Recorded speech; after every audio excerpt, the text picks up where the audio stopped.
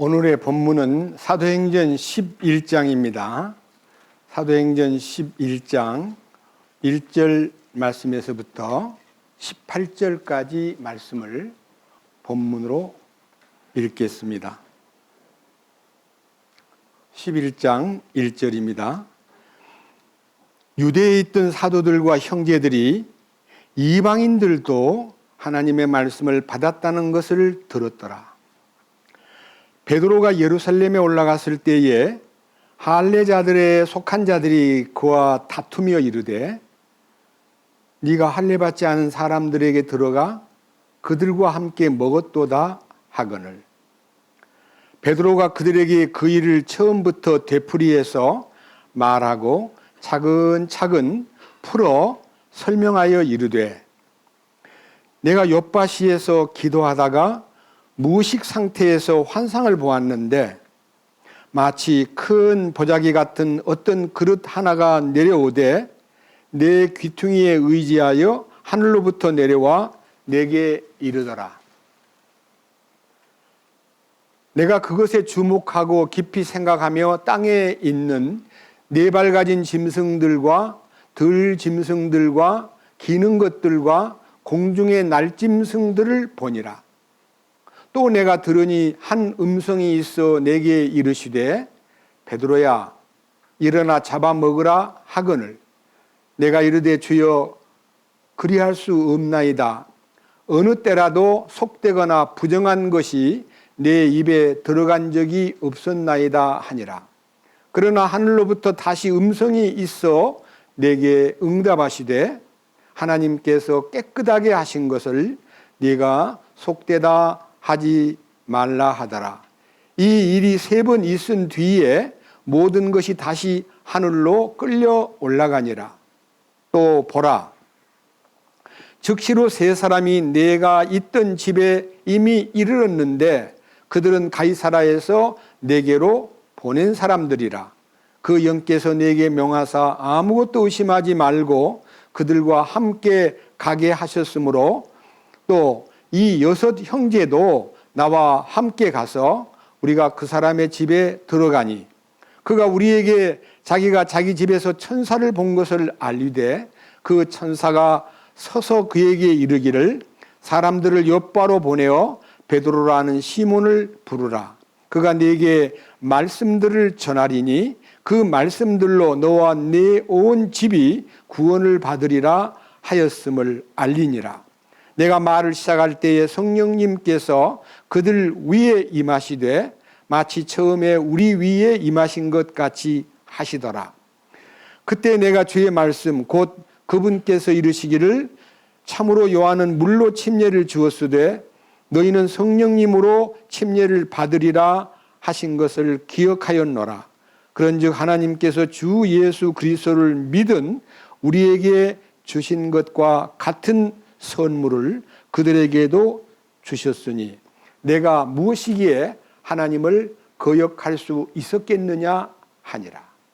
그들이 이것들을 듣고는 잠잠하고 하나님께 영광을 돌리며 이르되 그러면 하나님께서 이방인들에게도 생명에 이르는 회개를 주셨도다 하니라. 18절 말씀까지 말씀을 봉독했습니다. 다시 잠깐 기도드리겠습니다. 주님, 오늘은 사도행전 11장에 사도 베드로가 고넬료의 집을 방문하여 주의 말씀을 전하고 구원받은 역사에 대한 소문이 예루살렘에 퍼졌지만 그 소문을 들은 많은 유대인들이 베드로에게 찾아와 할례받은 네가 할례받지 않은 이방인 집에 가서 먹고 잠을 잤다면서 라고 하는 항의가 들어왔을 때 이 일을 차례로 설명한 내용을 오늘 읽었습니다. 이 말씀 속에 담겨 있는 하나님 아버지의 크신 뜻과 이 말씀을 통해서 우리가 배워야 될 교훈을 이 시간 열어주시옵소서. 우리는 다만 우리가 사는 인생길에서 너무나 많은 차별을 느끼고 우리가 많은 인간관계에서도 무엇인가 장벽을 느낄 때가 있습니다.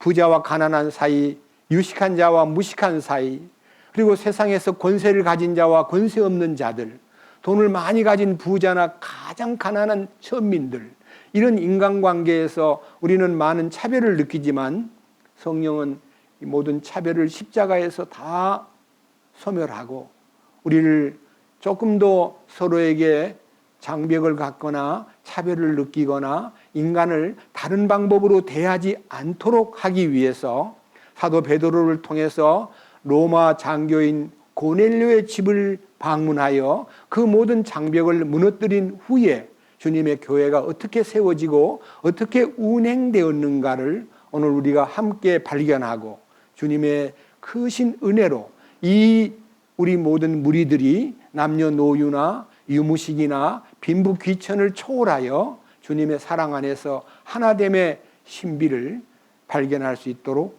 이끄시옵소서. 우리를 구원해 주시고 진리의 길로 인도해 주시는 우리 주 예수 그리스도의 이름으로 기도드렸습니다. 아멘. 제가 지난주에는 이 사도행전 10장을 통해서 이 고넬료의 집에 나타난 구원의 기적에 대해서 말씀을 드렸습니다.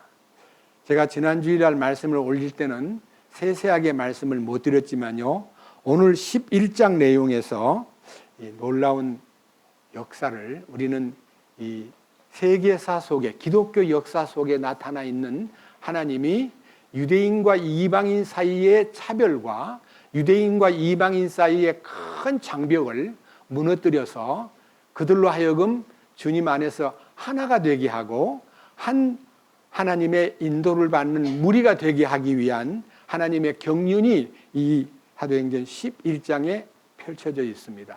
우리가 이 땅에 사는 동안에 많은 차별을 느낍니다. 우리는 은근히 남들에게 무시당하지 않고 남들에게 존경받고 인정받는 사람이 되기 위해서 많이 꾸미기도 하고 공부도 많이 하려고 노력도 하고 명예와 권세를 잡으면 남들 위에 군림하리라고 믿고 있습니다.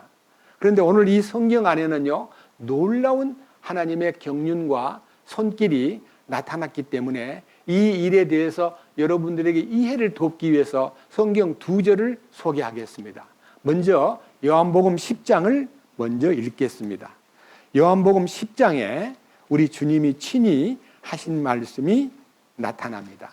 요한복음 10장은 156페이지에 있습니다.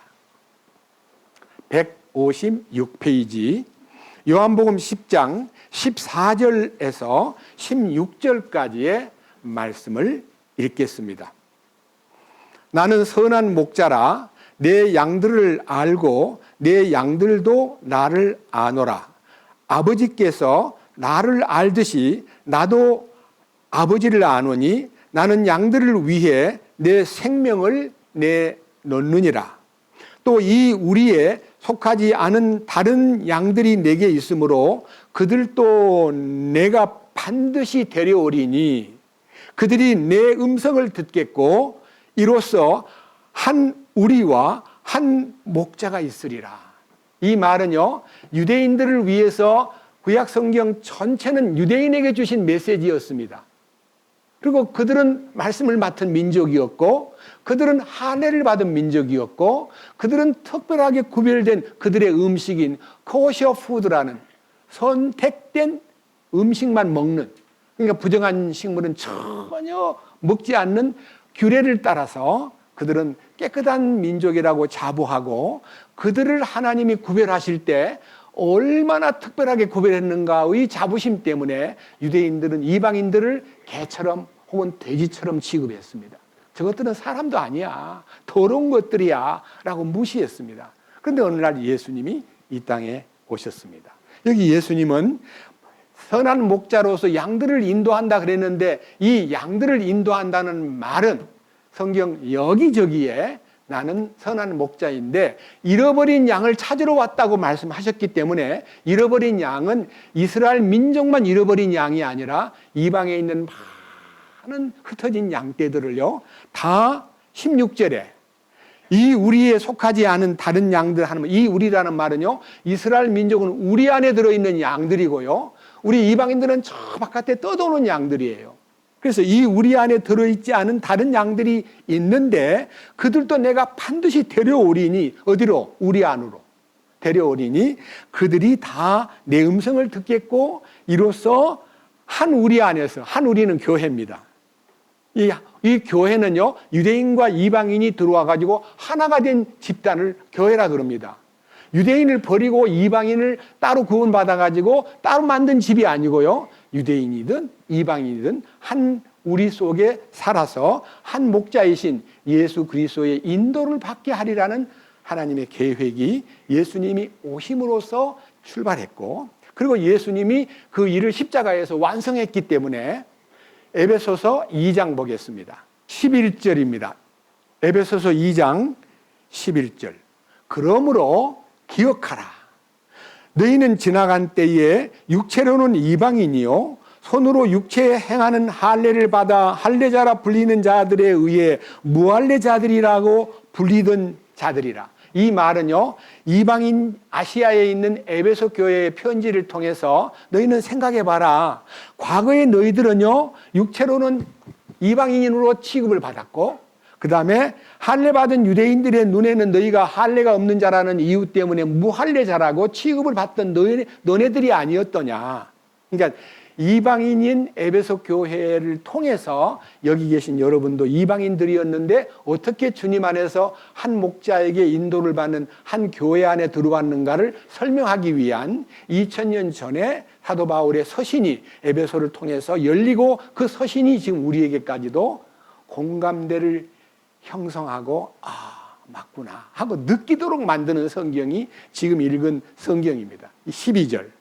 자, 그때 너희는 그리스도 밖에 있었고 이스라엘 연방 국가 밖에 있던 외인들이며 약속의 언약들에서 분리된 낯선 자요 세상에서 소망도 없고 하나님 밖에 있던 자들이었으나, 그러니까 마치 하나님의 관심은 선택한 유대 민족 아브라함의 후손들에게만 하나님이 관심이 쏟아지고 이방인들은 무조건 섬멸하고 이집트에서 끄집어내고 가나안 땅의 칠족을 다 섬멸하고 이렇게 하나님은 유대인만 사랑하는 하나님인 줄 유대인들도 착각을 했습니다. 그런데요, 오늘 여기에서 굉장히 중요한 얘기는 지금 읽었던 얘기 13절 이제 해설이 나옵니다. 한때 멀리 떨어져 있던 너희가 이제는 그리스도 예수님 안에서 그리스도의 피로 가까워졌느니라. 그래서요, 이 유대인과 이방인 사이에 굉장한 장벽은요, 문화적으로도 할례 받은 민족, 할례 없는 민족, 그 다음에 하나님의 특별한 방법으로 하나님은 자기 이름을 나는 아브라함의 하나님이고 이삭의 하나님이야, 그리고 야곱의 하나님이란다. 하나님은 유대 민족의 혈통을 통해서 하나님 자기를 나타내 왔기 때문에 이방인들은 하나님한테 다 제외된 사람이라고 느끼도록 성경 구약을 보면 다 그렇게 나타나 있습니다. 그런데 예수님이 이 땅에 오셔서 피를 흘리시면서 그것이 전부 다 끝이 났다는, 종료가 됐다는 것을 성령께서 바울을 통해서 편지로 이걸 알려주는 겁니다. 14절. 그분은, 예수님은 우리의 화평이시니라. 그분께서 둘을 하나로 만드사 우리 사이에 중간 분리벽을 허무시고, 그러니까 유대인과 이방인 사이에 중간벽이라는 게 할례를 받았느니 못 받았느니, 이 음식을 먹어도 되느니 너는 그 음식을 먹고 있지 않느냐, 부정한 음식 먹는 것은 부정한 동물이나 똑같아 하고, 유대인들이 하나님께 받은 율법과 그들의 모든 하나님과의 관계 때문에 이방인들은 완전히 버려진 민족이라고 취급을 하고, 예수님도 이 땅에 오셔가지고요, 여러분 혹시 스로보니게 여자라는 가나안 여자가요, 딸이 사탄에게 사로잡혀가지고 귀신 들었다고 돼 있는데 너무너무 안타까우니까 예수님이라고 불러야 되는데요, 다윗의 자손이여 나를 불쌍히 여기소서, 우리 딸이 불쌍하게 병이 들었는데 돌봐주세요 하니까요, 예수님이 뒤돌아보지도 않고 막 가니까 제자들이 선생님 좀 저 여자가 저렇게 부르짖는데 도와주세요 그랬더니 예수님의 입에서요, 자녀가 먹는 떡을 뺏어가지고 개들에게 던짐이 마땅하지 아니하니라, 이렇게 아주 세상에서 그렇게 예수님 입에서 사람을 개 취급하는 얘기가 나오니까요, 이 여자가 듣고 너무너무 분노해가지고 막 대항하고 욕하고 막 침을 뱉어야 되는데 옳습니다, 옳습니다. 그렇지만 개들도 자기 주인의 상에서 떨어지는 부스러기를 먹지 않습니까? 전에 손에 있는 떡을 뺏어달라는 게 아니라 부스러기라도 주세요. 그때 주님께서 네 믿음이 크도다 하시면서 네 집으로 가봐라 하니까 그 애가 건강이 회복된 것이 성경에 사복음서에 다 나옵니다. 제가 왜 이런 말씀을 드리느냐 하면요, 예수님의 마음은요, 나는 잃어버린 이스라엘 집에 양을 찾기 위해서 왔다고 말했지만은 사실은 우리 주님은 이 우주를 창조하신 분으로서 인간을 아담 안에 있는 한 민족, 소위 말하는 아브라함의 후손인 유대 민족에게만 하나님이 관심을 갖고 거기에다가 초점을 맞춘 게 아니라요, 그들을 통해서 말씀을 쏟아붓고 그들을 통해서 복음을 나타내고 그들로 하여금 세계 만민들에게 복음을 전파하라고 마태복음 28장에서 마지막 승천 직전에 하늘과 땅의 모든 권세를 내게 주셨으니 너희는 모든 민족에게 가서 복음을 전하고 아버지와 아들과 성령의 이름으로 침례를 주고 내가 너희에게 분부한 모든 것을 가르쳐 지키게 하라. 내가 세상이 끝나는 날까지 너희와 항상 함께 있으마 약속을 했습니다. 그래서 저는요, 이 성경을 통해서 주님이 말씀 안에 열어놓은 서기 1세기에 기록한 여러 사도들의 메시지와 편지 속에 인류를 향한 하나님의 관심이 요한복음 1장 29절에 세상 죄를 제거하시는 하나님의 어린 양으로 출발해가지고 그 죄값을 치룬 십자가 사건이 얼마나 깊고 오묘한 것인가를 저같이 상당히 이렇게 어떤 면에서 구원 안 받은 사람을 무시하고 지옥 갈 것들이 저렇게 뻔뻔할까 하고 제가 제 친척들에게도 너무너무 완고한 그 모습을 보고요, 등지고 아유 저런 지옥 갈 것들 참 불쌍하다 이렇게 생각하고 무시했더랬는데 요한 1서 2장 2절을 읽다가요, 주님 앞에 제 부끄러움을 고백하고 더 이상 제가 구원받았다는 것을 오만한 도구로 삼고 구원 안 받은 사람을 멸시하던 생각을 저는 내려놓겠습니다. 용서해 주십시오. 저는 예수 그리스도는 우리의 죄들을 위한 화목제물이니 우리만 위할 뿐 아니라 온 세상의 죄를 위하심이라고 하는 그 놀라운 말씀 앞에 저는 굴복하고 우리 친척들을 무시했던 그 모든 생각을 바꾸고 주님 앞에 용서를 구하면서 이제는 누구도 차별하지 않고 누구도 무시하지 않고 누구도 그만 무심하게 고개를 외면하지 않고 어떻게 저들이 구원받을 수 있을까 하는 간절한 주님의 마음. 주님은 모든 사람이 구원을 받으며 진리를 아는 데 이르기를 원하신다고 하셨기 때문에 주님의 마음과 한마음이 돼서 어떻게 하든지 잃어버린 죄인들을 주께로 돌아오게 만드는 일에 제가 이 나이가 되도록 제 남은 생애를 다 바치겠습니다. 주님 받아주시고 주님 일에 쓰임을 받기 원합니다 라고 기도하는 중에 있습니다. 자, 그런데 여기서 지금 다시 읽겠습니다. 이제는요, 에베소서 2장 15절입니다. 원수되게 하는 것, 즉 규례들에 소록된 명령들의 율법을 자기 육체로 없애셨으니 이것은 이 둘을 자기 안에서 하나의 새 사람으로 만들므로써 화평을 이루려 하심이요. 여기에 중요한 얘기는요, 15절이요, 원수되게 하는 것, 무엇이 이 유대 민족과 이스라엘 사이, 이방인 사이에 원수 관계가 되게 만들었느냐 하면은 그 다음 즉 그것은 규례들에 소록된 명령들을 율법, 이 율법이라는 하나님이 주신 계명이 유대인에게는 주어졌지만 이방인들은 전혀 그 율법에 대해서는 아는 바도 없고 배우지도 않았고 그들은 알려고도 하지 않기 때문에 저 법 없는 저 인간들은 여기 보기에 자기 육체로 없앴다는 말은요, 우리 주님이 율법을 다 완성함으로써 율법을 통해서 소위 말하는 우열을 느끼는, 그러니까 이스라엘 민족은 월등함을 느끼고 이방 민족은 열등감을 느끼는 이런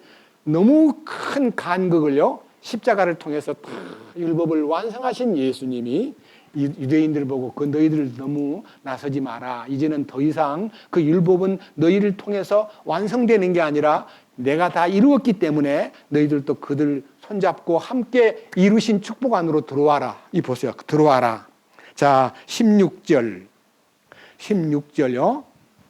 15절 하반절부터 이것은 이 둘을 유대인과 이방인을 자기 안에서 하나의 새 사람으로 만들므로써 화평을 이루려 하심이요 또 십자가로 그 원수되게 하는 것을 죽이사 친히 십자가로 이 둘을 한 몸으로 하나님과 화해하게 하려 하심이라. 또 그분께서 오셔서 멀리 떨어져 있던 너희에게와 가까이에 있던 그들에게 화평을 선포하셨느니라. 그분을 통하여 우리 둘이 한 성령을 힘입어 아버지께 나아감을 얻나니. 여기까지는요, 이제 이방인과 유대인 사이에 이 모든 장벽이 다 허물어졌기 때문에 너희들이 다 하나가 되어서 내 앞으로 오너라 하고 이제 초대를 하는데, 그 순간부터 여기 계신 여러분을 포함해서 에베소의 이방인들에게 여기 19절 그러므로 19절에 그러므로 이제 너희는 더 이상 낯선 자도 아니고 외국인도 아니고 오직 성도들과 더불어 동료 시민이요, 이게 하늘나라의 시민권자요 하나님의 집안에 속한 식구들이다. 그래서 하나님의 가족들이다. 그래서 하나님은요, 아담 안에서 이루어진 모든 인류를요 구원하기 위해서 물론 유대 민족 하나를 아브라함을 불러내 가지고 하나님의 계획을 발표했지만요, 목적은 혹시 여러분들은 농사 짓는 분들이요, 자기 땅이 굉장히 넓은 땅이 있는데요, 그 논으로 지금 벽시, 소위 말하는 쌀 농사를 하기 위해서요, 그냥 갖다가 씨를 다 뿌립니까? 아니면 아주 적지에다가 가장 가꾸기 쉽고요, 가장 운반하기 쉬운 중앙에다가 벽시를 쏟아 부어가지고요, 모자리판을 만들잖아요. 그 모자리가 쑥 이제 물 위로 올라오면요, 이때 모를 쪄서 그걸 다 묶어가지고요, 전부 다 못 심을 때다가 던져가지고, 그 다음에 동원해서 줄 치고 가서 치잖아요. 그걸 보고 이양이라 그래요. 이양. 옮겨 심는다. 아시겠죠? 이스라엘 민족은 모자리판이에요. 거기다가 하나님의 말씀을 쏟아 부어가지고, 목적은요, 모든 넓은 땅에다가 진리의 복음을 심어주기 위해서 복음의 씨앗을 이스라엘 땅에다가 뿌려가지고 그것을 다 쪄서 1세기에 쪄가지고 그거를 사도들을 시켜서, 성경 로마서를 보면 스페인까지 복음이 갔다는 거 아닙니까? 예? 이스라엘 땅에서요, 아시아를 넘어서 유럽으로, 그 다음에 이탈리아로, 그 다음에 저 먼 스페인까지 복음이 갔고, 그 이후에 유럽에 전 복음이 퍼져가지고, 그 이후에 그 복음이 유럽에서 아메리카로 건너가서 아메리카의 대부흥을 통해서 세계 각 나라의 복음이 가는 역사적인 흔적을 여러분들은 2000년 동안 보아왔습니다. 예, 그래서요, 여기 지금 읽었던 19절에 그러므로 이제 너희는 더 이상 낯선 자도 아니고 외국인도 아니고 오직 성도들과 더불어 동료 시민이요 하나님의 집안에 속한 식구들이다. 이렇게 해서 우리는요, 한 가족이 된 거예요. 예수님 안에서. 이 가족이요, 다 모여져 가지고 어떤 집을 짓는데 20절부터 목표는요, 사도들과 대언자들이 기초가 되고 예수 그리스도께서 친히 모퉁이 돌이 되시며 그분 안에서 모든 건물이 꼭 맞게 함께 뼈대를 이루어 주 안에서 한 거룩한 전으로 세워지고 자라가고, 그분 안에서 또한 성령을 통해 하나님의 처소로 함께 건축되고 있다. 이것이 1세기에 에베소 교회에 보낸 편지를 통해서 이방인과 유대인들이 모두가 다 예수님 안에 들어와가지고 한 몸으로 다 건물이 되어서 새 예루살렘을 이룬다는 예언입니다. 지금 이 읽은 내용이 새 예루살렘, 요한계시록 21장, 22장에 있는 새 예루살렘의 이 소위 말하는 조감도를 그려놓은 거예요.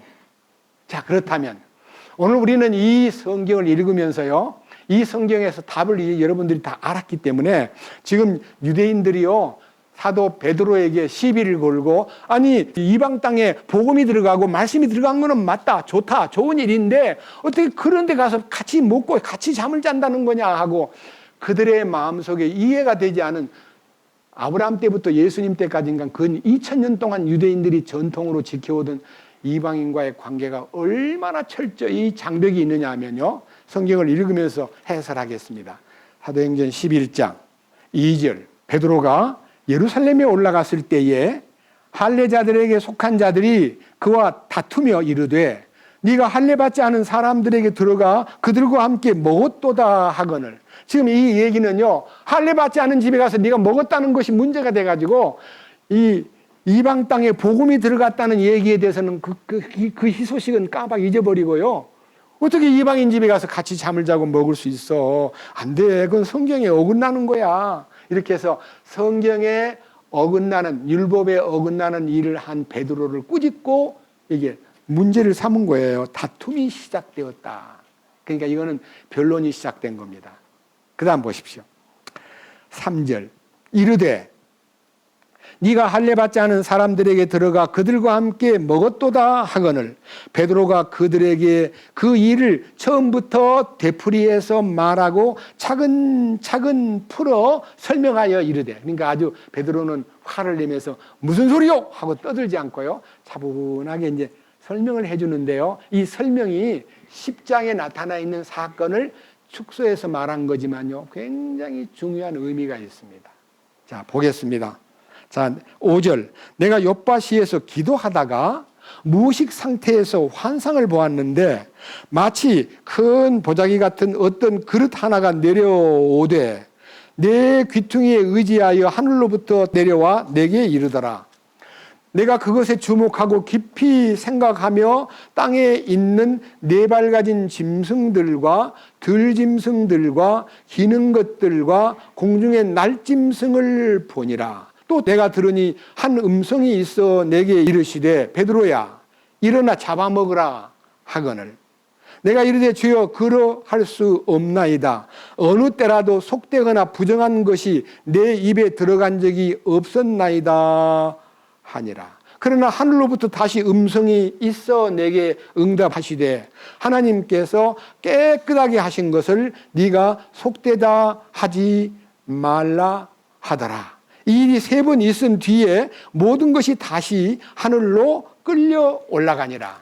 자, 베드로가 기도하고 있는 시간에 하늘로부터 이제 큰 환상이 비몽사몽간에 자기 앞에 엄청나게 큰 보자기에 4줄이 달려가지고 그 속에 온갖 짐승이, 부정한 짐승, 더러운 짐승, 못 먹을 짐승이 그 안에 가득 닿는데, 여기에 보면요, 길짐승, 날짐승, 아니면 여러 가지 기는 것들, 들짐승, 짐승들이 실려가지고 내려오는데요, 그거를 보고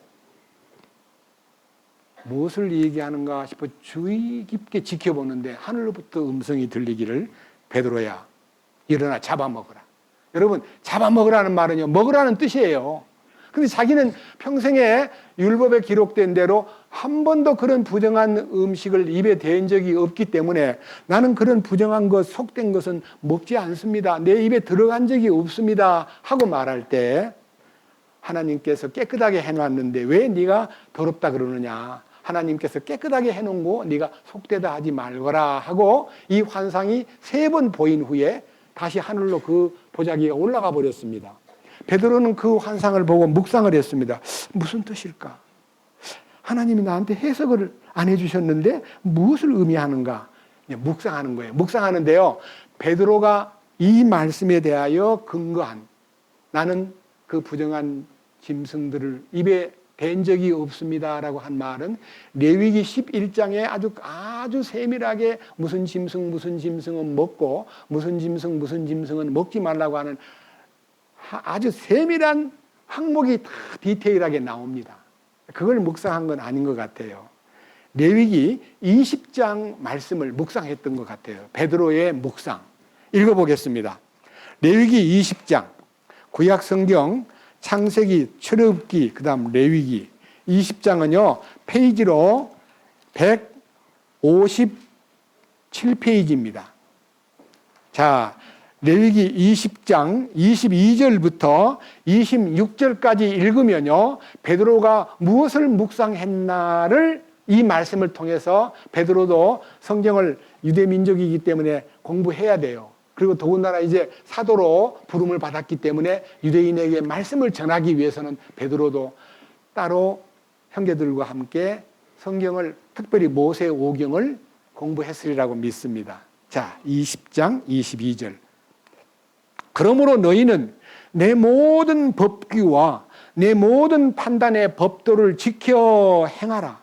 그리하여야 내가 너희를 데려다가 거하게 하는 그 땅이 너희를 토해내지 아니하리라. 그러니까 이스라엘 민족을 갈대아 우르에서 불러다가 가나안 땅에 두셨고, 그리고 어려운 시기에는 에집트에 보내서 400년이 넘도록 훈련을 시켜가지고 거기서 이스라엘 민족이 왕성해지니까 그들을 다시 거기서 끌어내가지고 가나안 땅에다 심었습니다. 근데 가나안 땅에 너희들을 심은 하나님의 뜻이 뭔가를 너는 배워야 된다 하고 가나안 땅에 들어와서 할 일을 보여줍니다.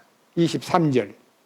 너희는 내가 너희 앞에서 쫓아내는 민족의 풍습대로 걷지 마라. 이 민족의 풍습이라는 게 이방인의 풍습을 따라가지 말아라. 가나안 7족의 풍습을 배우지도 말고 본받지도 말고 그거를 연습하지도 말아라. 그러니까 가나안의 풍습을 멀리하라.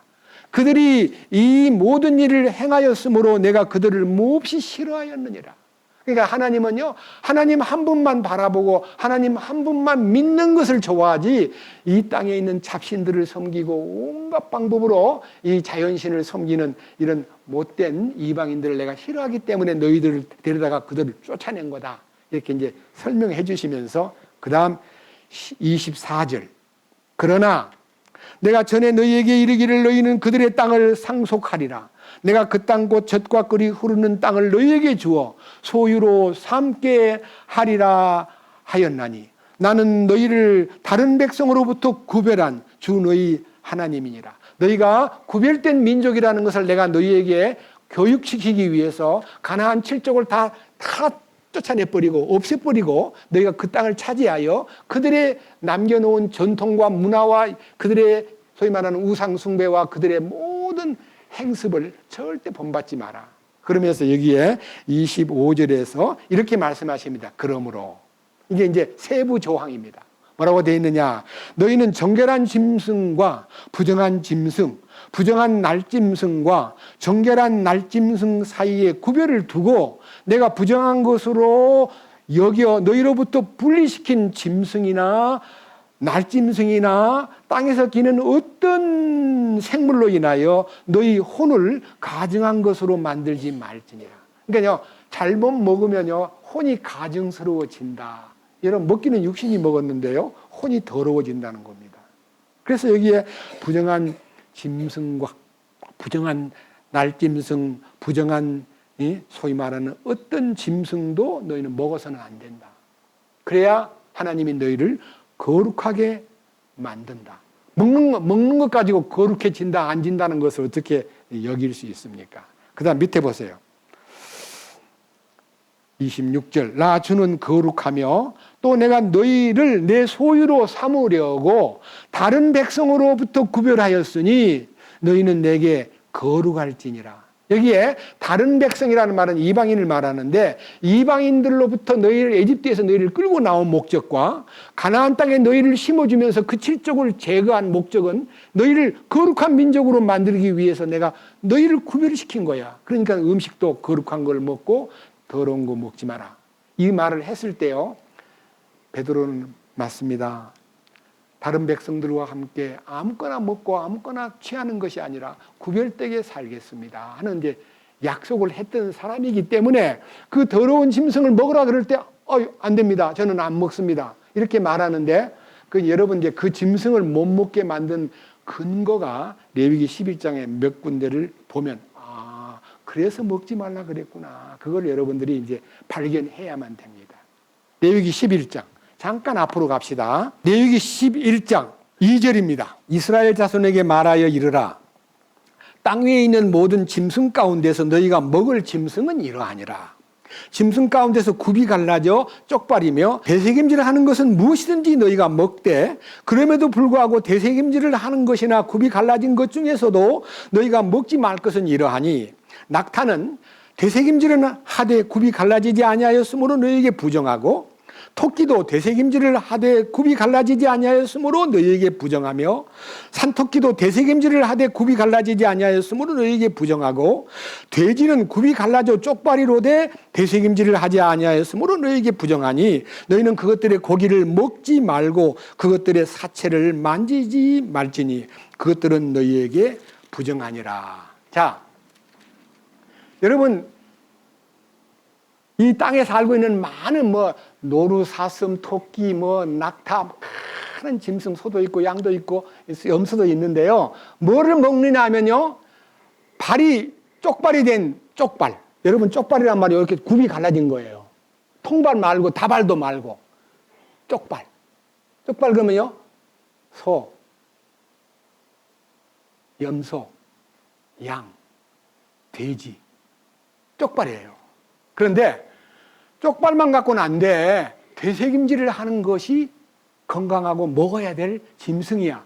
양이나 염소나 소나 토끼도 되새김질해요. 제가 토끼를 길러보니까요, 조용한 때 풀도 안 줬는데 이게 우물우물 씻길래 내가 석기한테 가가지고 껌 씹니? 뭐 하는 거야? 하고 제가 시비를 건 적도 있거든요. 그런데 토끼는 성경을 보니까 되새김질을 할 줄 알지만은 다발이에요. 발이요. 그 다발.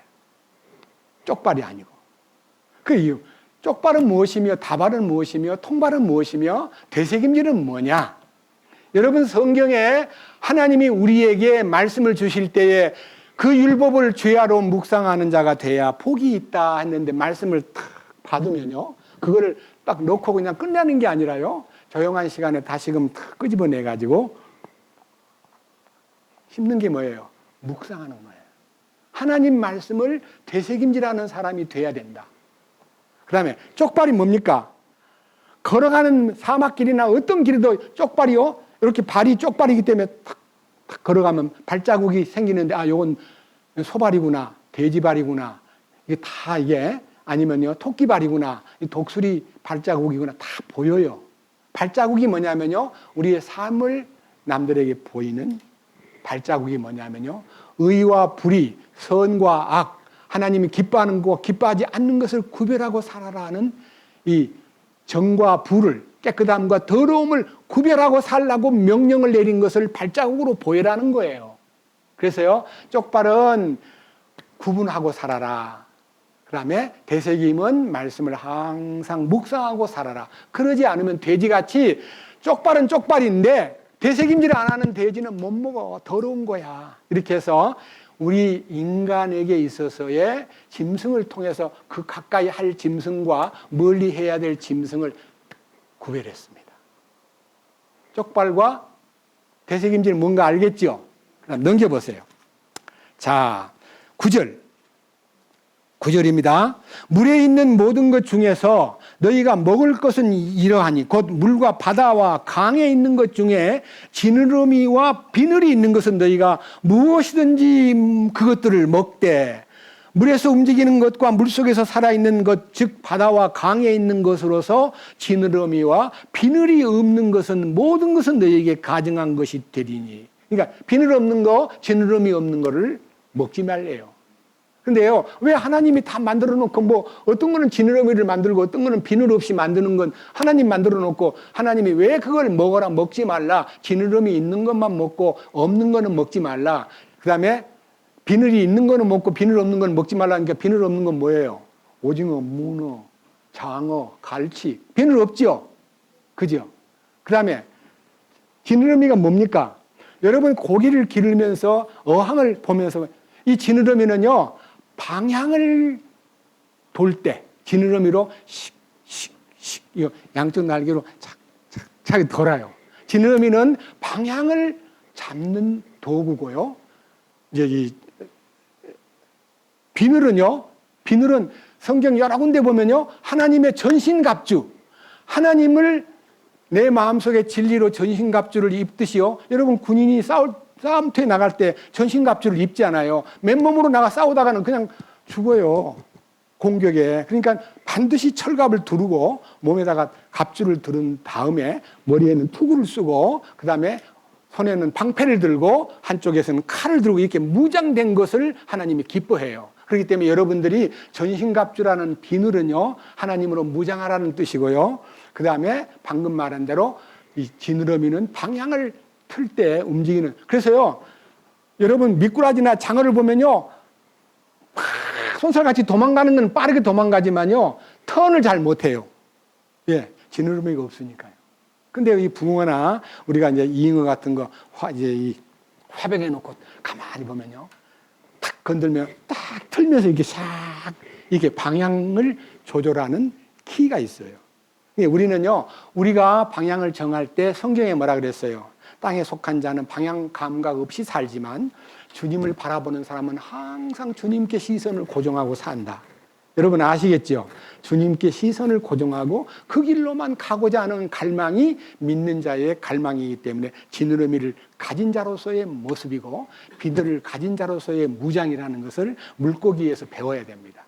그다음 밑에 보세요. 13절. 날짐승 가운데서 너희가 가증히 여길 것은 이러하니라. 그것들은 가증한 것인즉 너희가 먹지 말지니. 명단이 딱 나와요. 독수리, 수염수리, 물수리, 대머리수리, 솔개, 까마귀, 올빼미, 밤매, 뻐꾸기, 매종류, 작은 올빼미 종류, 가마우지 종류, 큰 올빼미 종류, 백조, 펠건, 수리, 황새, 외가리, 댕기 물새떼, 박쥐. 여기 이 나오는 날짐승 여러 가지를 딱 볼 때 여러분 통계가 뭐냐? 전부 다 약육강식의 법칙에 의해서 약한 것을 잡아먹는 날짐승들이에요. 그리고요, 여기에 이제 밤을 즐기는 올빼미라든지 혹은요, 박쥐 같은 것은, 여러분 박쥐에 대한 얘기를 하면 뭐라고 얘기합니까? 사람들한테 두 가지 이중인격자를 박쥐라 그러잖아요. 날짐승한테 가가지고 난 날개가 있어 하고 얘기하다가 길짐승 앞에 가서는 날개를 딱 감추고 나는 길짐승이야 이렇게 자기를요 소속을 분명하게 하지 않고 이중적인 플레이를 하는 박쥐의 성품을 성경에서는 싫어합니다. 예수 믿는 사람은 예수 믿는 사람으로 끝까지 자기 처신을 해야지요. 술집에 갔을 때는 예수 믿지 않은 것처럼 보통 때는 밥 먹을 때 다 기도하면서, 여러분 술병 놓고 기도해요 안 해요? 기도를 할 수가 없잖아요. 하나님 이 술 감사합니다 하고 못 먹어요. 그러니까 그때는요 안 믿는 사람인 것처럼 예수 믿는다는 걸 아는 사람이 자네도 술 먹을 수 있나? 그러면 네 간간히 한 잔씩은 합니다 이러면서요 자기가 술 먹는 것이 죄가 돼서가 아닙니다. 하나님께서 그 주신 음식이 다 목적이 있습니다.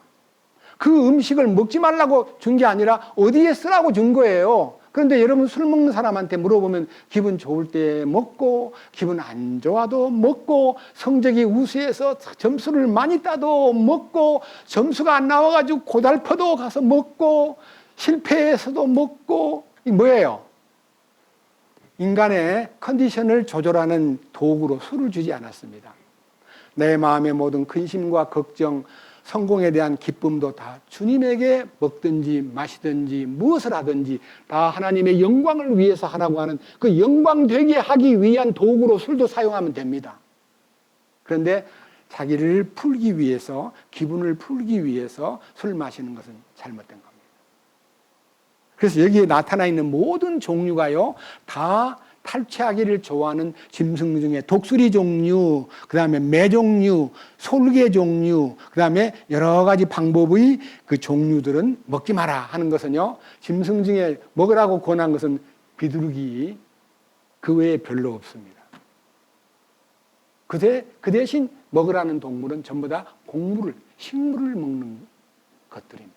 이게 다 대부분 다 매 종류나 독수리 종류는요, 약한 것들을 잡아먹습니다. 그런 것들을 이제 못 먹을 거라고 말했고요. 그 다음 밑에 보십시오. 자, 20절. 네 발로 가며 기는 모든 날짐승은 너희에게 가증한 것이 되려니와 네 발로 가며 기고 나는 것 중에서 이것들 곧 발 위에 다리가 있으므로 땅에서 뛰는 것은 너희가 먹을 수 있나니 곧 그 중에서 메뚜기 종류, 그다음에 흰머리 메뚜기 종류, 딱정벌레 종류, 배짱이 종류는 너희가 먹으려니와 네 발을 가진 채 날기도 하고 다른 모든 것은, 기는 모든 다른 것은 너희에게 가증한 것이 되리라. 그러니까요, 날기도 하고 기는 것이 어떤 건지요? 우리는요 다리가 있고 날개가 있는 것은요, 다리는 뛰라고 메뚜기처럼 뛰라고 준 것이지 기어다니라고 준 게 아니거든요. 그런데 여기 보면 긴다는 말은요, 땅에 밀착된 인간 생활, 세상에서 기는 생활하는 사람이 많잖아요. 근데 우리는 메뚜기는요, 제가 메뚜기 잡으려고 마음 먹고요, 뒤에서 메뚜기를 잡으려고 이렇게 하면 메뚜기는 눈이 단눈이에요. 앞에만 본 줄 알았더니 어떻게 뒤도 봤나 봐요. 제가 메뚜기 잡으려고 이렇게 가면요, 뒤 눈으로 보고 팍 뛰어 점프해서 도망가요. 다시 말하면 정복당하지 않겠다고 하는 뛰는 다리를 주신 메뚜기의 다리는요, 앞다리는 짧고 뒷다리가 길어가지고 뛰도록 설계가 되어 있어요.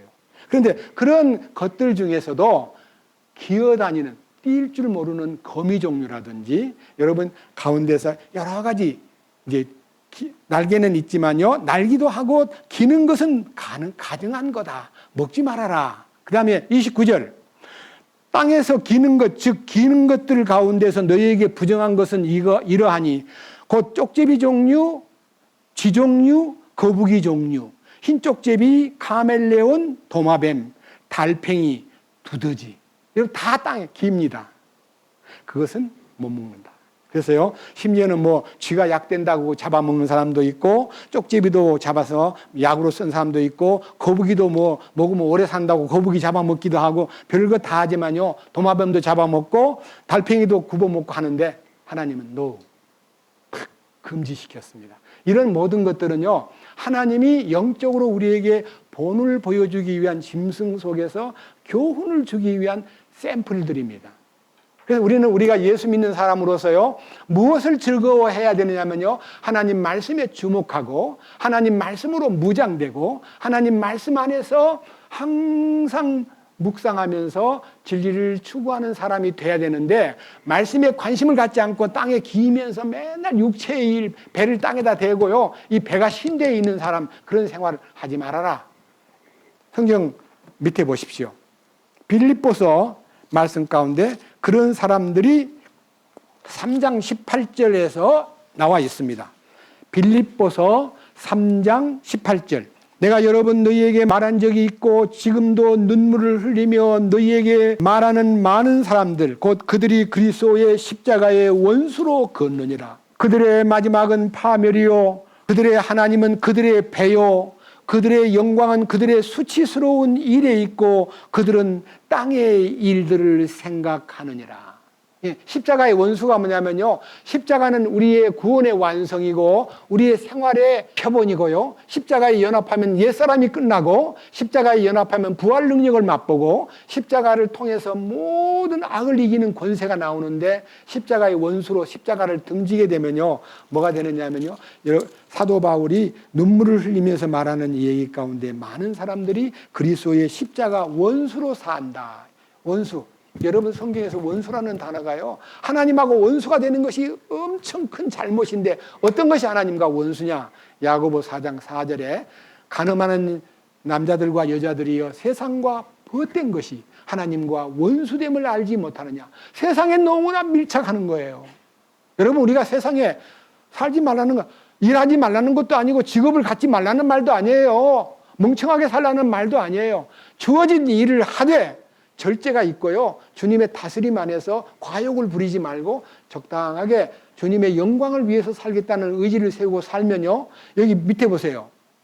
땅의 일에 너무 몰두하고 십자가의 원수로 살면 19절에 그들의 마지막은 파멸이고 그들은, 하나님은 그들의 배요, 그들의 영광은 수치스러운 일에 있고 땅의 일들을 생각하느니라. 너무 물질과 명예와 자기 위치를 지키느라고 거기에 바둥바둥하면서 주님에게 시선을 돌리지 않고 십자가의 능력에 붙들려 살지 않고 자기 마음대로 사는 거를 땅에다가 배를 대고 사는 거고 기어다니는 생활이에요. 하나님 보실 때. 그 다음 보십시오. 밑에 20절 어떻게 살아야 되느냐. 우리의 생활 방식은 우리가 이제 이 땅에 살고는 있지만 어떻게 살아야 되느냐. 하늘에 속한 자이기 때문에 생활 방식은 하늘에 속한 자로 살아야 되고, 그 다음에 우리 주님이 우리를 데리러 오신다고 하는 놀라운 기다림, 소망 중에 주님 오심을 고대하는 사람으로서 늘 깨어있고 준비된 삶을 사는 것을 성경에서는 진리와 함께 가는 길이라 그럽니다. 구원받고요, 은혜 가운데 있다고 하면서도 너무 세상 일에 바빠가지고 막 정신이 없어. 성경 볼 시간도 없어. 말씀 들을 시간도 없어. 뭐라 그래요? 죄송합니다. 가장 저하고 친한 사람이요, 성경 말씀을, 교회를 못 나와요. 그래서 제가 말씀을 듣니? 그랬더니 네.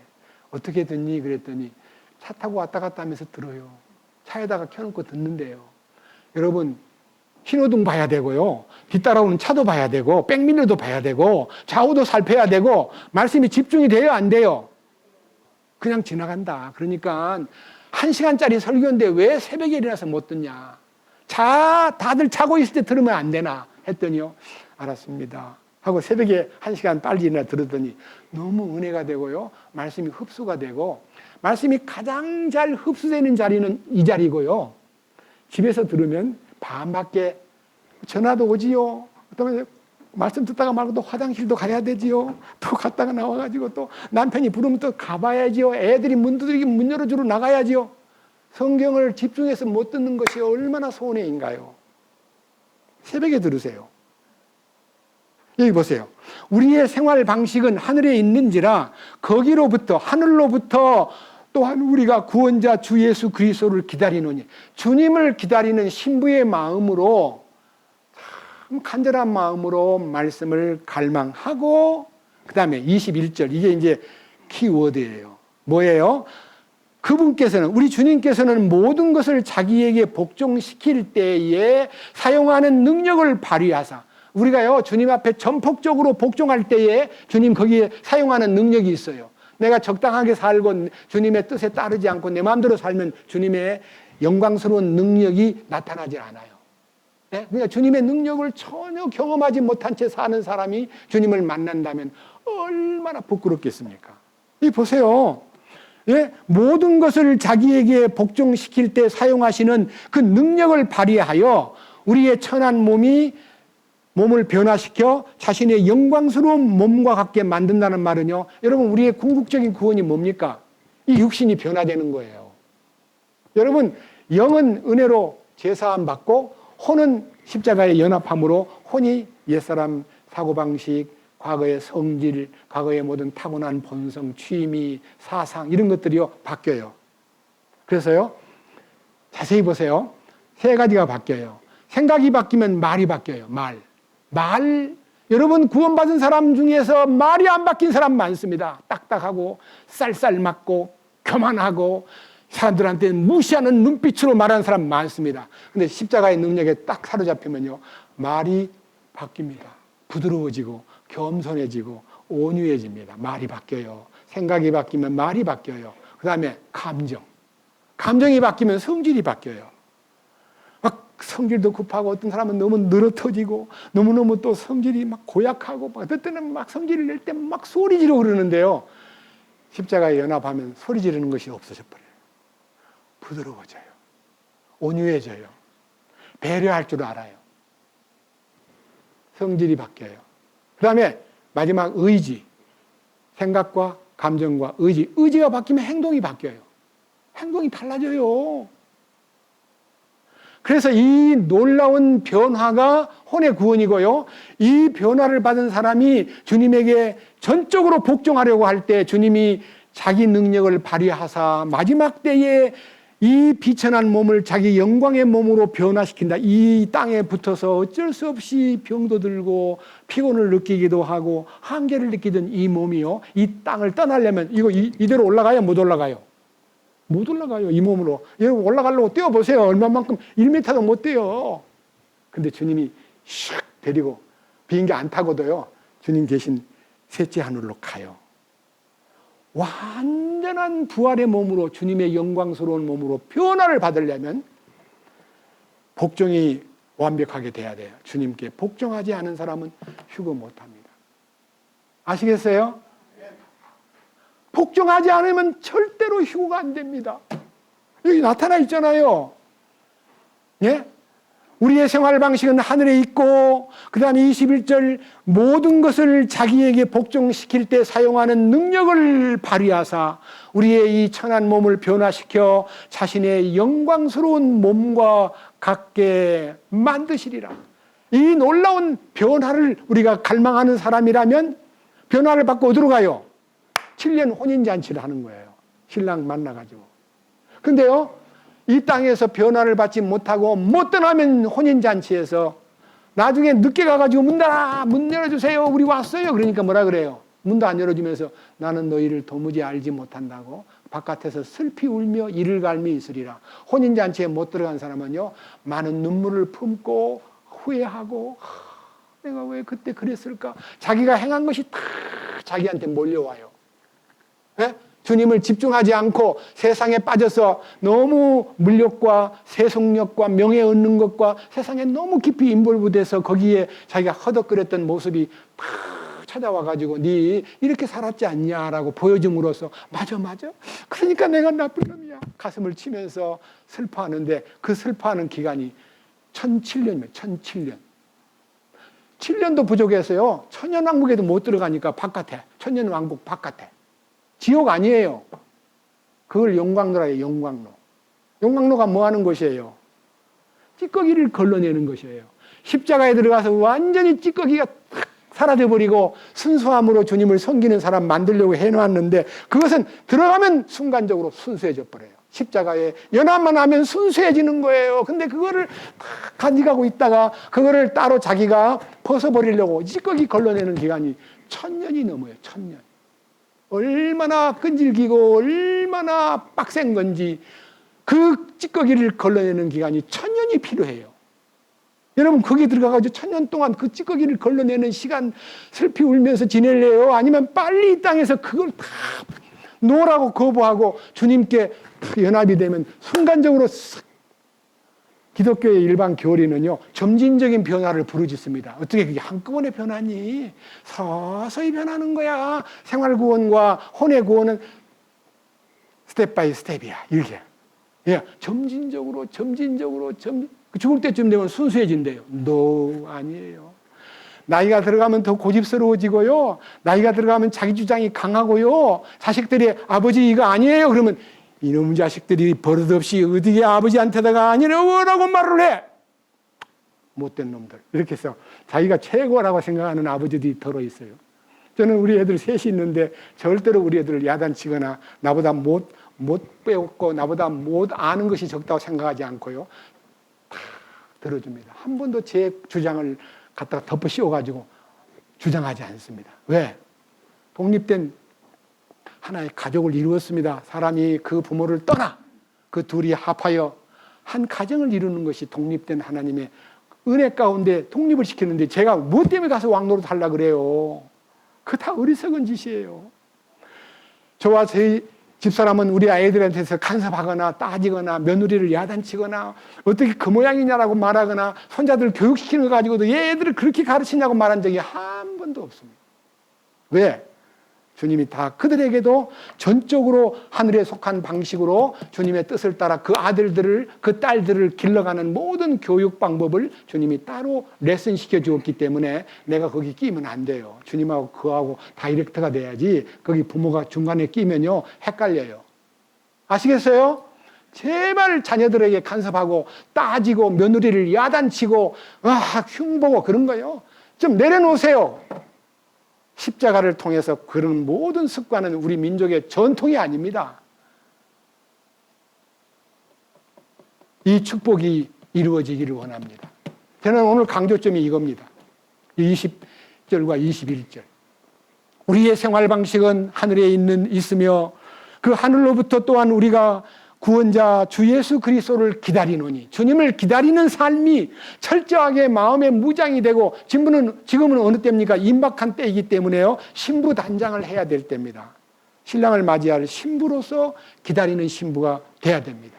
정신없이 세상에 빠져 있다가요. 신랑이 결혼식 있다고 날 데리러 올 때요. 내가 세상에 빠져 있으면 나를 안 데려갑니다. 여러분 절대로 이런 말씀 소홀히 여기지 않기를 특별히 부탁드립니다. 사도행전 본문 11장 9절부터입니다. 그러나 하늘로부터 다시 음성이 있어 내게 응답하시되 하나님께서 깨끗하게 하신 것을 네가 속되다 하지 말라 하더라. 이 일이 3번 있은 뒤에 모든 것이 다시 하늘로 끌려 올라가더라. 또 보라, 즉시로 3사람이 내가 있는 집에 이르렀는데 그들은 가이사라에서 내게로 보낸 사람들이라. 그 영께서 내게 명하사 아무것도 의심하지 말고 그들과 함께 가게 하셨으므로 또 이 6 형제도 나와 함께 가서 우리가 그 사람의 집에 들어가니. 자, 여기에요. 환상을 보고 난 다음에 하나님의 명령이요. 뒤에서 시몬 베드로가 이 집에 계세요 하고 아래층에서 이렇게 문을 두드리니까 성령께서 내려가라. 내가 보낸 사람들을 왔다. 3명이 왔을 거야. 가봐. 이 3명이 고넬료가 보낸 충실한 신하 2명하고 군인 1사람을 셋이를요 보냈습니다. 그래서 이제 어떻게 왔냐 그러니까 고넬료라는 분이 하나님께 기도하다가 환상을 보고 여기 요바에 있는 베드로라는 선생님을 모셔다가 말씀을 들으라고 하셨습니다. 가시지요 하니까 베드로가 들어오시오. 지금 해가 저물었어. 하룻밤 자고 그 다음날 가는데요. 자, 밑에 보세요. 13절. 그가 우리에게 자기가 자기 집에서 천사를 본 것을 알리되 그 천사가 서서 그에게 이르기를 사람들을 요바로 보내어 베드로라는 시몬을 부르라. 그가 네게 말씀들을 전하리니 그 말씀들로 너와 네 온 집이 구원을 받으리라 하였음을 알리니라.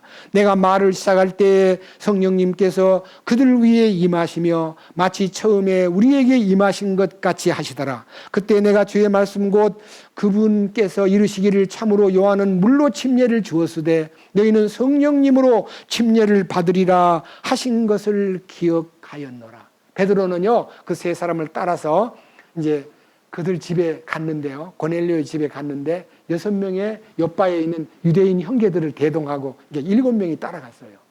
집에 가보니까요, 너무 놀라운 일이 일어난 거예요. 집에 가보니까요, 하나님이 고넬료만 만날 줄 알고 갔더니 그 집에 꽉 차 있는 식구가요, 엄청 많은 식구가 모여 있는 거예요. 앞에 다시 상기하겠습니다. 10장 23절과 24절. 이에 베드로가 그들을 불러들여 묵게 하고 이튿날 그들과 함께 떠나니 요바에서 온 어떤 형제들도 6명의 형제들, 아까 11장 12절에 6명의 형제들도 이 베드로를 따라 나섰는데 그 다음 24절, 그 다음 날 그들이 가이사라에 들어가니라. 그러니까 요바에서 떠나가지고요, 그 다음 날 들어간 거예요. 제가 이 지도로 재보니까 50km밖에 안 됐는데도요, 시험시험 가는 것 같아요. 쉬었다가 그 다음날 들어갔는데, 보세요. 그 다음날 들어갔는데, 가이사라에 베드로가 도착했는데, 고넬료가 자기 친족들과 가까운 친구들을 함께 부르고 그들을 기다리고 있더라. 그러니까요, 베드로가 도착하기 전에요, 친척들하고, 그 다음에 누구를요? 가까운 친구들을 불러가지고, 몇 명인지는 숫자가 없지만요, 그득히 대동한 사람은 베드로와 6명의 형제들도 같이 가서요, 그 집에서 말씀을 전하는 거예요. 말씀을 전하는데요, 이 말씀을 전할 때 이 베드로의 심정을 한번 읽어보겠습니다. 자, 25절. 베드로가 들어올 때 고넬료가 그를 맞이하며 그의 발 앞에 엎드려 그에게 경배하거늘. 그러니까요, 베드로 같은 어부 출신이고 사도기는 사도지만요, 이방인들에게 존경받는 인물이 아니에요. 그런데 고넬료라는 로마 군대의 장교가 베드로 앞에 탁 납작 엎드렸습니다. 그럼 보통요, 우리 목회자들은요, 누가 높은 사람이 탁 엎드리면 기분이 좋아요. 미소를 짓고 나도 존경받을 만한 위치에 있는 사람이야 라고 가만히 있어도 돼요. 근데 베드로가 뭐라 그러는지 아세요? 들어보세요. 자, 26절. 베드로가 그를 일으키며 이르되 일어서라, 나도 사람이다 하고는 그와 말하며 안으로 들어가 많은 사람이 함께 와 있음을 보고 그들에게 이르되, 이제는 고넬료에게 말하는 게 아니라 그들 모두에게 말하기를, 유대인인 사람이, 유대인인 내가 다른 민족에 속한 사람과 교제하거나 그들에게 가까이 가는 것은 율법에 어긋나는 일인 줄을 너희도 알지 않냐? 그러니까요, 유대인이 이방인하고 접촉 안 하는 것은 너희들도 와서 보고 알고 있지 않냐. 지금 유대인 사회에 로마 군인이 왔지만요, 유대인들 속에 접촉이 불가능해요. 이방인이 오면 피해버려요. 그러니까 유대인들이 이방인하고 상관 안 하고 있다는 것을 여러분, 요한복음 4장의 우물가에 사마리아 여자가 예수님이 물 한 모금 달라니까 뭐라 그래요? 예? 어찌 유대인이 당신 나 같은 사마리아 여자 보고 물을 달라 하나이까? 갈호. 이는 유대인은 이방인과 상종하지 아니함일러라. 그죠? 상종도 안 해요. 그 다 알고 있어요. 그 사람들도. 그런데 하반절. 그러나 하나님께서는 내가 어떤 사람을 속되다 하거나 부정하다고 하지 말 것을 내게 보이셨느니라. 그러므로 내가 초청을 받자마자 거절하지 아니하고 너희에게 왔노라. 그러므로 내가 묻노니 너희가 무슨 의도로 사람을 보내어 나를 불렀느냐. 뭐 때문에 나를 불렀느냐고 물으니까 고넬료가 또 환상 본 얘기. 나흘 전 이맘때에 금식하고 있을 때 오후 3시쯤 내 집에서 기도하고 있을 때에 천사가 나타나서 31절 고넬료야 하나님께서 친히 보시는 가운데 내 기도를 들으시고 내 구제를 기억하셨으니 그러므로 사람을 요바로 보내어 베드로라는 시몬을 여기로 부르라. 그는 바닷가에 있는 무두장인 시몬이라는 사람의 집에 묵고 있는데 그가 와서 네게 말하리라 하였나이다. 하나님께서 나에게 보여주셔서 당신이 어디에 계신 것도 알려주시고 당신을 모시고 오라고 지시를 받았기 때문에 제 하인들을 3사람 보냈으니 잘 오셨습니다 하고 이제 그 영접을 했는데요, 그 무리들이요 기대를 걸고 기다렸어요. 근데 거기서 말씀이 선포됐을 때요 너무나 놀라운 말씀이 나타났어요. 제가 여기서 여러분 주목을 시키고 싶은 것은요 11장 14절 그가 내게 말씀들을 전하리니 그 말씀들로 너와 내 온 집이 구원을 받으리라 하였음을 알리니라.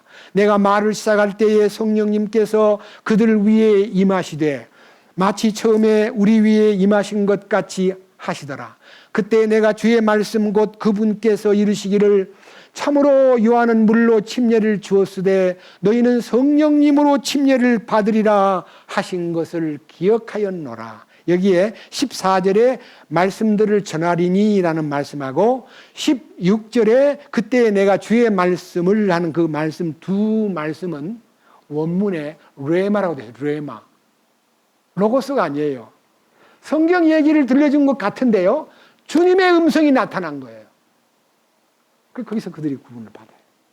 여기 계신 여러분들도 지금 제가 설교를 하고 있는데요 이 말씀이 그냥 문자로만 보고 그래 맞아 잘 얘기해 주는구만 이렇게 하면요 지나가 버리는데 이 말씀이 내게 주님의 음성으로 나타날 때 그의 속에서 변화가 생기고 혁명이 일어나고 큰 은혜가 임하는 것입니다.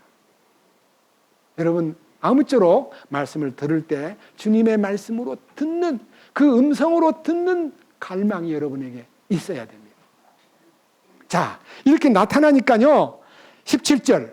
자, 17절이요. 놀라운 얘기입니다. 그런즉 이제 베드로의 마지막 얘기입니다. 하나님께서 주 예수 그리스도를 믿은 우리에게 주신 것 같은 그 은혜와 선물들을 그들에게도 주셨는데 내가 누구이기에 하나님을 맡겠느냐? 내가 누구이기에 하나님을 거역할 수 있겠느냐? 심부름 시킨 대로 가서 말씀을 전했더니 그들이 구원을 받았는데 내가 어떤 사람이냐? 나는 아무 힘이 없다. 주님이 그들을 구원했다 하고 강하게 선포하니까요. 그 모든 무리들이요. 18절 뭐라 그랬어요? 그들이 그러니까요. 이 베드로에게 시비 걸던 사람들이 그 말씀을 듣고는 잠잠하면서 하나님께 영광을 돌리며 이르되 그러면 하나님께서 이방인들에게도 무엇을 주셨도다? 더 크게요. 무엇을 주셨도다?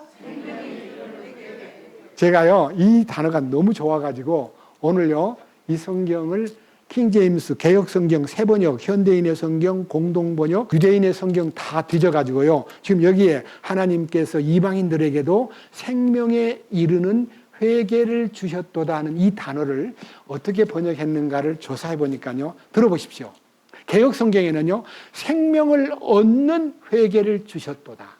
킹제임스는 생명에 이르는 회개를 주셨도다. 개역에는 생명을 얻는 회개를 주셨도다. 그 다음에요, 세 번역에는요, 회개하여 생명에 이르는 길을 열어주셨도다. 회개하여 생명에 이르는 길을 열어주셨도다. 그 다음에요, 현대인의 성경에서는요, 생명에 이르는 회개의 기회를 주신 것이 아닌가. 이렇게 이제 반어법으로 생명에 이르는 회개의 기회를 고넬료의 집에 주신 것이 아닌가. 이제 따지러 왔던 사람들이요, 말이 딱 바뀌어버리는 거예요. 그 다음에 공동번역에서는요, 회개하고 생명에 이르는 길을 열어주셨도다. 공동번역에. 그 다음에 유대인의 성경에는요, 회개하고 생명을 얻게 하셨다는 의미이군요.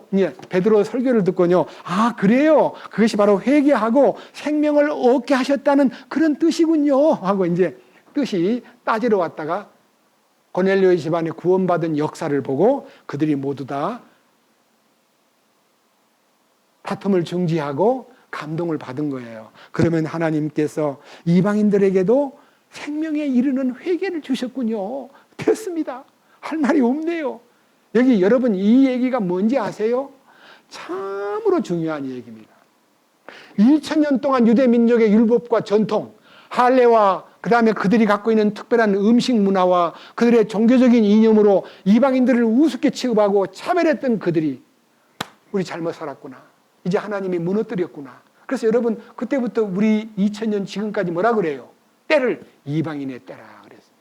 근데 불행하게도요, 한국교회도 그랬고 상당히 많은 신비주의자들이요, 하나님은 유대인을 버리고요 이방인을 이제 택해가지고 우리가 제2의 선민, 제2의 이스라엘이야 하고 떠드는 사람들이 꽤 많은데 그 전부 다 잘못입니다.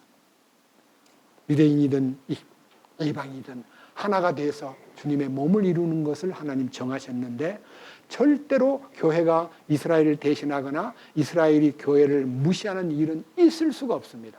교회는 주님 머리 되심 안에 있는 유대인이든 이방이든 들어오면 화평이 되고 하나가 됩니다.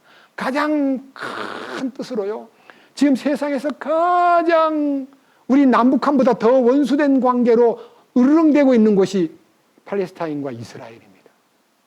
예? 2000년 동안 땅을 차지해가지고 재밌게 살다가 갑자기 유대인들이 와가지고 우리 내 땅이야 좀 나가줘 하니까 갈 데가 없으니까요, 동네 여기 나가줘 하니까 여기서 나갔는데 이쪽에다 텐트 치고 앉아 있는 거예요.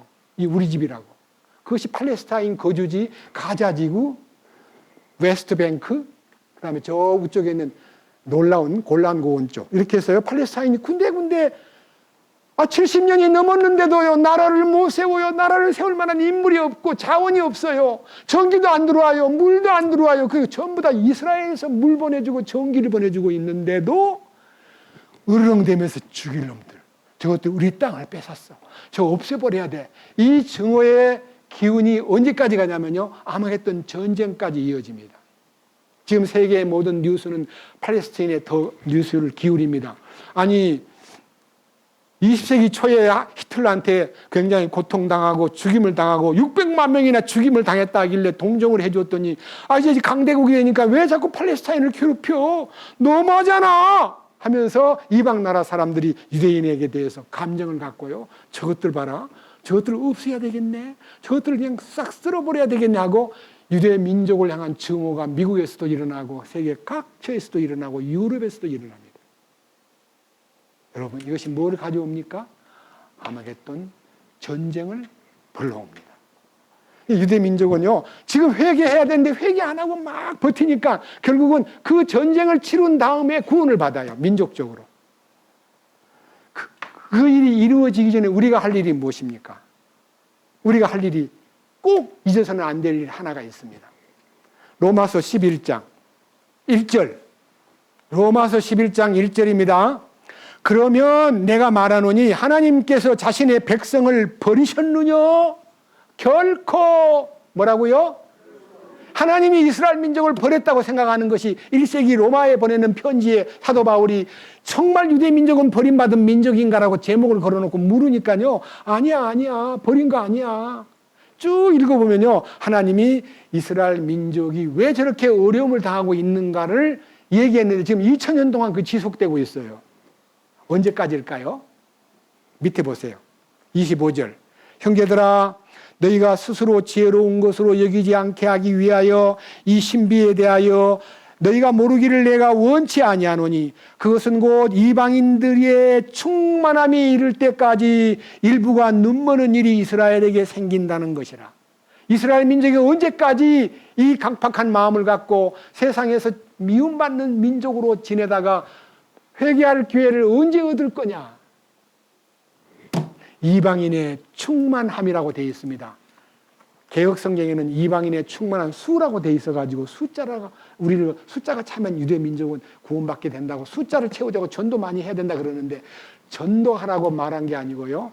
이방인의 충만함이라는 것은요. 주님의 머리 되심 안으로 들어간 사람이 주님의 공급을 받고 주님의 성품을 받아서 주님의 신성한 생명이 흐르는 주님으로 충만될 때에 교회가 휴거되고요. 그 후에 유대인이 구원을 받습니다. 주님으로 충만돼야 돼요. 예? 예수 부활, 내 부활만 아니라 예수 죽음, 내 죽음, 예수 부활, 내 부활, 예수 승천, 내 승천, 예수 충만, 내 충만이 돼야 휴거가 돼요. 그 다음 보십시오. 26절. 그리하여 온 이스라엘이 구원을 받으리라. 우리가 이 충만함을 유대인에게 보여줘야 됩니다. 출발은 예루살렘에서 했는데요. 이제 마지막 세계를 다 돌고 다시 어디로 가야 돼요? 꼬린 지점이 예루살렘으로 들어가는 거예요. 거기서요. 경주가 끝나요. 우리가요. 세계에서 2등으로 많은 선교사를 보내는 나라가 됐습니다. 미국 다음으로 한국이. 그런데 나간 사람들이 복음을 십자가에 연합된 복음을 들고 나가야 되는데 나오시오, 교회로 나오시오, 교회로 이끌어가고 그 다음에 그 선교지에서 사람들 많이 모아놓고 사진 찍어가지고 본사에 본국에 보내면 야 전도를 많이 하고 있구나 하고 선교비 보내주고 전 뭐 하는 거예요? 목에 풀칠하는 선교사들이 많습니다. 사람들 모아놓고요 사진 찍고 그 다음에 그거 본국에 보고해가지고 많은 사람 모여 있다는 것만 갖고 자랑스러워합니다. 그 많은 사람이 필요한 게 아니에요. 한 생명 한 생명을 주님에게 접붙이고요 주님에게 참으로 연결시켜서 생명을 얻게 하는, 이방인에게 생명 얻는 회개를 주신 것처럼 유대인에게도 생명 얻는 회개가 일어나도록 이끌어야 될 사명이 지금 우리에게 주어져 있습니다. 이 사명을 여러분들이 감당하기 위해서 유대 민족을 위한 이 기도를요, 이 충만함이 더 느껴지면서 더 기도가 간절하게 불타야 됩니다. 저도 지금 유대 민족을 위해서 기도합니다. 여러분 같이 기도합시다. 그리고 이 민족이요, 반쪽만 갖고 이스라엘 민족을 구원시키기에는 너무 역부족입니다. 하나가 돼야 됩니다.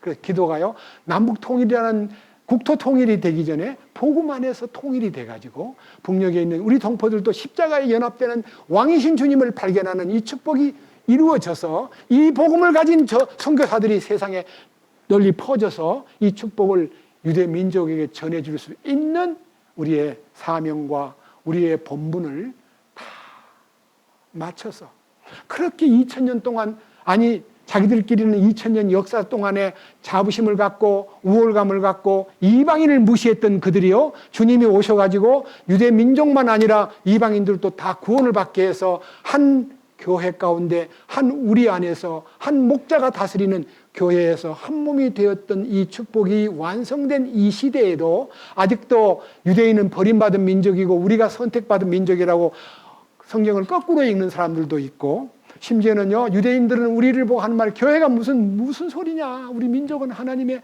특별한 선택을 받은 우리 민족의 하나님 맞아, 아브라함의 하나님, 이삭의 하나님, 야곱의 하나님이야. 니들은 거기 성경에 있는가 봐, 니들 이름 아담의 하나님이라고 안 돼 있어. 그렇게 해서 우리는요 그런 약간의 견해 차이 때문에 쓸데없는 다툼을 다투는데, 오늘로부터 이 사랑하는 베드로가 선포한 이방인과 유대인과의 사이에 모든 것이 다 하나가 된 것에 대한 이 얘기를 에베소 2장을 통해서도 더 확신하고 우리는 우리의 남은 생애를 주님 맞이할 준비를 하는 신부의 위치에서 주님을 고대하는, 주님을 기다리는 사람으로 우리의 신앙생활을 엮어가고 우리의 시간을 주님을 사모하는 마음으로 살아가실 수 있는 여러분 모두가 되시기를 주님의 이름으로 간구합니다. 기도드립시다. 주님 감사합니다. 오늘은 사도행전 11장을 통해서 유대인들 사회에서 오랫도록 전통적으로 할례를 받았느니 못 받았느니, 그리고 음식을 구별해야 된다느니 부정한 것은 먹지 말아야 된다느니 하는 많은 이론과 그 속에 있는 것들을 가지고 차별을 느끼고 살았는데, 주님이 이 땅에 오셔서 십자가에 피 흘리는 순간에 그 유대인과 이방인 사이의 장벽과 모든 차별은 무너져 버렸고 우리 주님 안에서 이제 한 몸을 이루어 영광된 주님의 신부로 단장되고 있음을 이제 말씀에서 발견했습니다. 우리 모두가 이 거룩한 사명을 지니고 주님의 뜻을 이루는 일에 쓰임받고 주님으로 충만되는 것이 무엇인가를 우리의 삶에서 갈망하고 그것이 우리 안에서 이루어질 때까지 매진하는 우리 모든 형제 자매들이 되도록 인도해 주시옵소서. 비록 땅에 속한 일들을 하고 자기 맡은 일이 아무리 복잡해도 우리는 우리가 땅에 사는 동안에 하늘에 속한 방식으로 살고 우리의 복종이 완전하게 됨으로써 주님 오시는 그날의 영광스러운 변화를 입는 영광된 자리에 모두가 함께 참여할 수 있도록 이끌어 주시옵소서. 우리 주 예수 그리스도의 이름으로 기도드렸습니다. 아멘.